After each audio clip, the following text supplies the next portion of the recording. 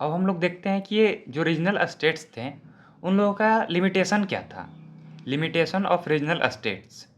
तो इसमें इन लोगों का सबसे पहला लिमिटेशन था कि ये लोग मुगल एम्पायर को चैलेंज करने के लिए तो काफ़ी थे कि उन लोगों को ये लोग चैलेंज कर सके, लेकिन इतने ज़्यादा पावरफुल नहीं थे कि मुगल एम्पायर को ये लोग रिप्लेस कर सके। ये इन लोगों का सबसे बड़ा लिमिटेशन था। देन इन लोगों का लिमिटेड जियोग्राफिकल एरिया था, मतलब ये लोग चूँकि ये लोग रीजनल कैरेक्टर के थे, तो इसलिए इन लोगों के पास लिमिटेड जियोग्राफिकल एरिया था। मतलब कि ये लोग अपने एम्पायर को एक्सटेंड नहीं कर पाए थे कभी भी, मराठा को छोड़कर। मराठा ने अपने एम्पायर को एक्सटेंड किया था। इसके अलावा बाकी जितने भी रीजनल स्टेट्स थे, वो लोग अपने एम्पायर को, अपने टेरिटरी को एक्सपेंड नहीं कर पाए थे। इसीलिए ये इन लोगों का रीजनल कैरेक्टर था, मतलब कि जियोग्राफिकल एरिया बहुत ही लिमिटेड था, और जियोग्राफिकल एरिया बहुत ही लिमिटेड था, इसलिए इन लोगों के पास लिमिटेड रिसोर्स हुआ करता था। रिसोर्स भी बहुत ही ज़्यादा लिमिटेड हुआ करता था। देन इन लोगों के पास तीसरा लिमिटेशन था कि ये लोग कांस्टेंट वारफेयर किया करते थे एक दूसरे के साथ ही। ये लोग एक दूसरे के साथ ही लड़ा करते थे, बंगाल मैसूर से, सिख मराठा से। तो मतलब ये लोग आपस में ही लड़ा करते थे कंटिन्यूअसली, कॉन्स्टेंटली। देन इन लोगों का चौथा लिमिटेशन था कि ये लोग वीक थे, फाइनेंशियली, एडमिनिस्ट्रेटिवली, मिलिटरली। ये लोग सब तरीके से वीक थे, बहुत ज़्यादा वीक थे। और यही रीज़न है कि जब ब्रिटिशर्स आएंगे और इन लोगों पर अटैक करेंगे, तो ये लोग उन लोगों को कंट्रोल भी नहीं कर पाएंगे, और ईजिली ये लोग गिव अप कर देंगे और ब्रिटिशर्स इन लोगों पर कब्जा कर लेंगे। थैंक यू, हैगो। देन अब हम लोग देखते हैं कि जो लेटर मुगल्स हैं, उन लोगों का डाउनफॉल का रीज़न क्या क्या रहा, उन लोगों का डाउनफॉल क्यों हो गया। तो रीजन ऑफ डिक्लाइन और डाउनफॉल ऑफ लेटर मुगल्स, तो सबसे पहला रीजन तो वही है, पॉलिसीज ऑफ औरंगजेब, जो उसका डेक्कन एक्सपेडिशन था। देन दूसरा जो रिलीजियस ऑर्थोडॉक्सी था, तो डेक्कन एक्सपेडिशन की वजह से उसने सारा रेवेन्यू ख़त्म कर दिया था, बहुत रेवेन्यू ख़त्म कर दिया था। और रिलीजियस ऑर्थोडॉक्सी की वजह से वो राजपूत और मराठा को दुश्मन बना बैठा था। देन इन लोगों के पास था कि इन लोगों के डिक्लाइन का एक मेजर रीज़न था वॉर ऑफ सक्सेशन, क्योंकि हम लोग देख चुके हैं पहले भी कि इन लोगों में प्रीमोजेनिचर नाम का कोई चीज़ ही नहीं था।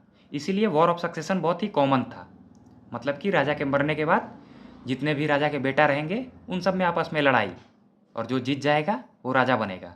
तो वॉर ऑफ सक्सेशन इन लोगों में कॉमन था, जो कि इन लोगों के डाउनफॉल का एक बहुत बड़ा रीजन बनता है। Then the weak successors after Aurangzeb. Aurangzeb के बाद से मुग़ल डायनेस्टी में जो सक्सेसर आए वो उतने कैपेबल नहीं थे, उतने स्ट्रॉन्ग नहीं थे, बहुत ही वीक रूलर्स आए औरंगजेब के बाद जितने भी आए। Then degeneration of nobles, nobles का डी जनरेशन हो गया। क्या मतलब नोबल्स का डी जनरेशन हो गया? तो ग्रेट मुगल्स के समय में जितने भी नोबल्स हुआ करते थे, वो लोग सपोर्ट किया करते थे मुगल्स को, ताकि उन लोगों का टेरिटरी एक्सपेंड हो सके, वो लोग स्ट्रॉन्ग हो सके हर तरीके से। लेकिन लेटर मुगल्स में जितने भी नोबल्स हैं, वो सब अपना उल्लू सीधा करना चाह रहे हैं। वो सब सिर्फ अपना अपना देख रहे हैं कि हमको गद्दी मिल जाए, हम पावरफुल हो जाए। कोई भी मुगल डायनेस्टी को स्ट्रेंथन करने के बारे में नहीं सोच रहा है। तो यही डी जनरेशन ऑफ नोबल्स भी एक कारण रहा इन लोगों के डिक्लाइन होने का। देन मिलिटरली ये लोग बहुत ही वीक थे, जो लेटर मुगल्स आए वो लोग मिलिटरली बहुत ही ज़्यादा वीक थे। देन उसके बाद decline of economy, later Mughals की इकोनॉमी में बहुत ज़्यादा हम लोगों को डिक्लाइन देखने के लिए मिलता है। क्यों? क्योंकि पहला हम लोग देख लिए कि इन लोगों में जागीरदारी क्रिसिस था, जिसके बारे में हम लोगों की बात हो चुकी है। देन इन लोगों को बहुत ही कम ट्रिब्यूट मिल रहा था स्टेट से, क्योंकि लेटर मुगल्स कमज़ोर थे और जो स्टेट थे, रीजनल स्टेट्स, उनसे सेपरेट हो चुके थे। तो अब वो लोग रंगदारी बतियाते थे, बोलते थे कि नहीं देंगे, जो उखाड़ना है उखाड़ लो। तो इसीलिए बहुत ही कम ट्रिब्यूट आने लगा था स्टेट से। मैनी स्टेट्स ब्रोक अवे, और बहुत सारे स्टेट्स इनसे टूटकर अलग हो गए थे। देन एक रीजन आता है कि फॉरेन इन्वेजन। फॉरेन इन्वेजन में जैसा कि हम लोग देख चुके हैं, नादिर शाह का इन्वेजन और अहमद शाह अब्दाली का इन्वेजन। तो ऐसे फॉरेन इन्वेजन की वजह से भी ये लोग डिक्लाइन हो गए।